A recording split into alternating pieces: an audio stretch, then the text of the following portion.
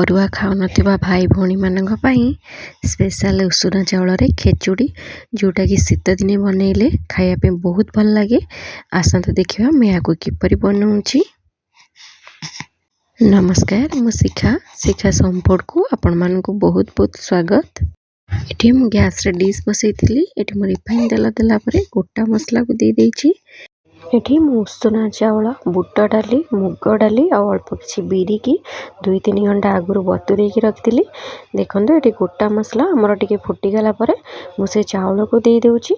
चाउल देलापर एमती पानी देवे जमी चाउल ऊपर को पानीटा रहिबो।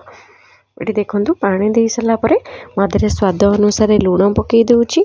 लुण पकईकी हल्का टिके गोलई नबा जमती चाउलटा आमर तले लगी नजिबो। सांगे सांगे चाउलटा जेहेतु आम पकईचे से तलू लगी जाए से मुझे गोलई दूचे। गोलई सारापर हलदी गुंड पकईकी गैस फ्लेम को लो टू मीडियम रखिकी गोटे कभर घोरे नबा आ मझिरे मझिरे घोड़नी काढ़ी देखुवा ना तलू लगिज। ये देखो मुझे चेक करके देखुची आमर चाउल आ डाली अधा अधा फिटी आसला।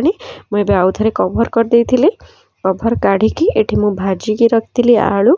आलू को आगे पकई दूची जेहेतु आलूटा आमर सिझापी टिके टाइम लगे से आलूटा पकई दूची। पकईकी आउ 5 ରୁ 7 मिनिट पर्यंत गैस फ्लेम को पूरा लो रखिकी घोड़े दबा। उषुना चाउल खेचुड़ीटा बनइबा बहुत सहज आ खाइबा यार टेस्ट बहुत भल लगे। एबे देखो 5 ରୁ 7 मिनिट पड़े मु घोड़नी काढ़ी देखुची। ये मु टमाटो काटिकी रखी। टमाटो को ये टाइम रे पकई दबा। टमाटो पकई सारापर मुझे नहीं गाजर ग्रीन मटर आ ब्रोकोली आपन को जेकोसी परिबा पसंद आपन एथरे पकई पारिबे। एठी मो परिबा पकई सारापर ताको गोलई नौची। एठी हमर डाली फिटी गलानी आ उषुना चाउलटा भी भलरे हेई गलानी।